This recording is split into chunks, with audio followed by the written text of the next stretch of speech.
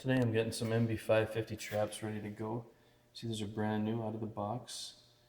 They're just MB550 cast iron jaws with offset.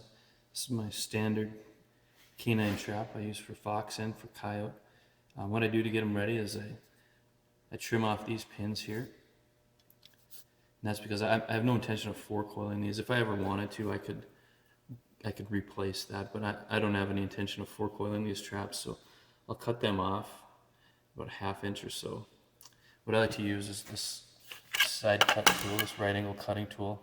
This makes a nice clean cut and then allows me to deburr the end. So that makes a pretty nice clean cut. And what I'm doing later is I'll weld on these aftermarket pans.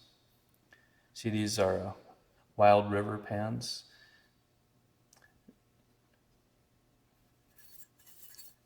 Just use a vice grip, hold the pan in place, and then tack them with just 4 tacks around the pan to hold it in place.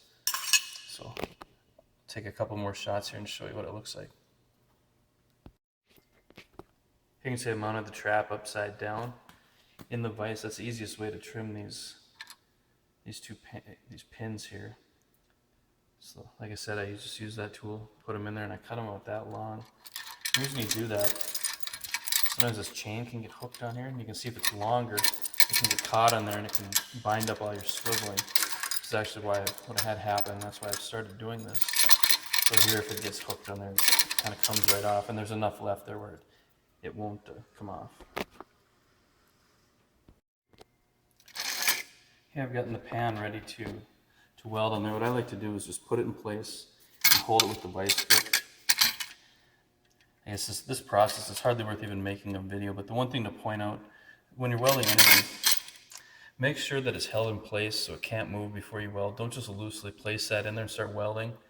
You're going to have issues where it's not level or where it gets crooked, or what will happen when you weld is it'll pull to one side as it heats up. So you want it to not move at all while you weld. So that's the only tip I have in regards to that. What I've done is I've taken the marker and I've marked the spots where I'm going to put the tack welds. You can see I'm going to go with 4 of them, just to hold that in place. One other quick note is you can see the pan. It's pretty level. It's maybe sticking up a little bit on the outside. I don't worry about that anymore, but what I used to do, if I wanted it to go down a little bit more, so if you can see where I put some marker there, it doesn't need to be nearly that much, but if you take a grinder, just lightly grind that out, that'll allow the pan to go down a little bit more.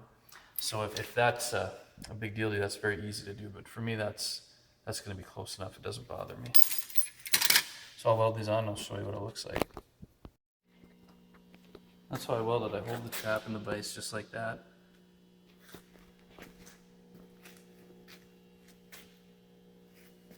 Just weld around.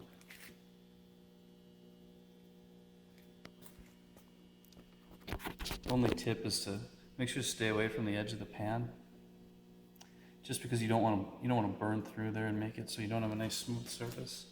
So just give yourself plenty of space. If it's hard to get into this spot here, just open the jaws up, flip the pan out entirely, so you could tack these 2 first, these 2 on the outside. Then you can open the jaws up so you can flip the pan all the way out of the way. It's easier to get in that way. For me, I just get it in there and do the best I can. Okay, well here's the completed trap, and I set it. You can see how much of a difference that expanded pan makes. And again, this is called the Wild River pan. That's the stock pan. You can see the stock pan's nice.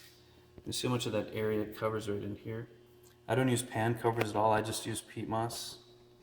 So I sift the peat moss in there, and I think it works great. So the more that area I can cover, the better. And that's how I prefer it in the freezing conditions we have here.